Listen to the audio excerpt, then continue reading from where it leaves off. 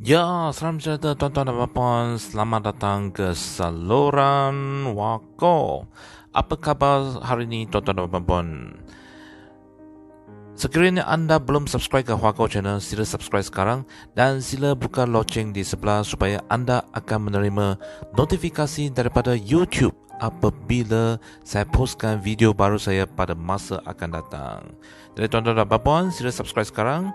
Dan kita akan tengok berita hangat hari ini sekarang juga. Ya, berita dari Malaysia kini.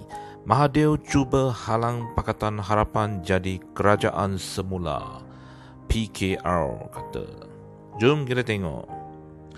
PKR mendakwa bekas Perdana Menteri Dr. Mahathir Mohamad cuba menghalang Pakatan Harapan PH kembali berkuasa. Ini selepas Mahathir yang merupakan bekas pengerusi Pakatan Harapan PH secara terbuka mendakwa Presiden PKR Anwar Ibrahim tidak mampu memimpin negara ini yang sedang berhadapan krisis ekonomi. Anwar merupakan pilihan pertama PH untuk menjadi Perdana Menteri sekiranya gabungan itu kembali berkuasa setelah ditumbangkan pada bulan Februari akibat tindakan anggota Parlimen yang melompat parti. Kenyataan Tun Dr. Mahathir Mohamad yang terkini menggambarkan bahawa beliau terdesak untuk dilihat relevan dalam arus politik perdana. Serangan beliau terhadap Datuk Seri Anwar Ibrahim adalah tidak berasas dan boleh disifatkan sebagai cubaan untuk mengkhianati serta menggagalkan usaha Pakatan Harapan PH mendapatkan semula kerajaan, kata Ketua Penerangan PKR Samsul Iskandar Muhammad Akin. Perseteruan antara Mahathir dan Anwar menghalang pembangkang bersatu. Mahathir dilantik sekali kedua sebagai Perdana Menteri setelah Pakatan Harapan memenangi pilihan raya umum 2018 dengan janji akan menyerahkan kuasa kepada Anwar. Namun, Mahathir menunjukkan dia tidak berencana untuk mengumpulkan sokongan yang diperlukan untuk Anwar untuk mewujudkannya. Berdasarkan rakaman audio yang bocor, Mahathir mengakui bersatu enggan menerima Anwar namun meminta lebih banyak masa untuk mempertimbangkan perkara itu.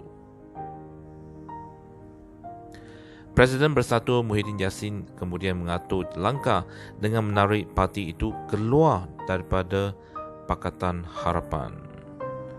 Mahathir yang kecewa tindak tanduk Muhyiddin bekerjasama dengan UMNO kemudian meletak jawatan sebagai Perdana Menteri dan pengerusi Bersatu. Bagaimanapun, kerajaan pimpinan Muhyiddin kini dianggap rapuh dengan hanya memperoleh sokongan 113 ahli parlimen daripada jumlah keseluruhan 222 orang di Dewan Rakyat. Mahathir kini memimpin parti baru yang belum didaftarkan, iaitu Parti Pejuang Tanah Air atau digelar sebagai Pejuang. Parti itu bukan sebahagian daripada Pakatan Harapan tetapi mempunyai hubungan yang baik dengan DAP dan Amanah. Samsul berkata, ketidakstabilan politik yang berlaku pada hari ini disebabkan tindakan Mahathir tidak meletakkan jawatan sebagai Perdana Menteri. Mahathir yang meletak jawatan tanpa sebarang perbincangan dengan pimpinan Pakatan Harapan adalah punca kejatuhan kerajaan. Seterusnya, membangking rampasan kuasa secara khianat oleh Tan Sri Muhyiddin Yassin dengan dukungan gerombolan pimpinan Bersatu, katanya. Samsul berkata, Mahathir perlu menghentikan tindakan beliau yang kini dilihat sebagai langkah memecah belahkan Pakatan Harapan ketika Anwar mengebling sokongan berbagai pihak untuk mendapatkan kembali mandat rakyat yang dirampas pada pilihan raya umum lalu. Tun Dr. Mahathir sewajarnya bermunasabah dan insaf bahawa punca segala ketidakstabilan politik yang berlaku dalam negara muktadir ini berpunca dari tindakan beliau sendiri. Beliau seharusnya menunjukkan sikap sebagai seorang negarawan dan membantu usaha Datuk Seri Anwar dan Pakatan Harapan untuk mengembalikan mandat rakyat dan bukan menggagalkannya, kata Samsul. Mahathir dalam wawancara dengan The Malaysia Insight mendakwa Anwar bukan orang yang tepat untuk menjadi Perdana Menteri. Ahli politik berusia 95 tahun itu membangkitkan keupayaan Anwar ketika menjadi timbalan Perdana Menteri dan Menteri Kewangan pada tahun 1997 apabila cuba mengikut saranan Bank Dunia dan Tabung Kewangan Antarabangsa IMF dalam menangani krisis ekonomi pada masa itu. Kita telah uji kebolehan beliau semasa saya menjadi Perdana Menteri. Saya telah bercuti selama 2 bulan antara Mei dan Julai 1997 dan Anwar dilantik sebagai Perdana Menteri pada masa itu. Sebab itulah saya terpaksa ambil alih kerajaan daripada Menteri Kewangan dan merancangkan pendekatan untuk memulih semula negara kita.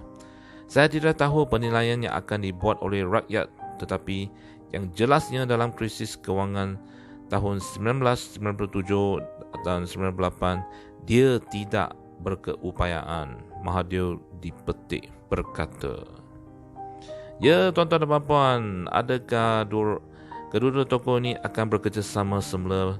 Kita akan tengok pada video akan datang. Jadi, jangan lupa subscribe ke Hua Kau Channel. Sekian. Terima kasih. Jumpa lagi.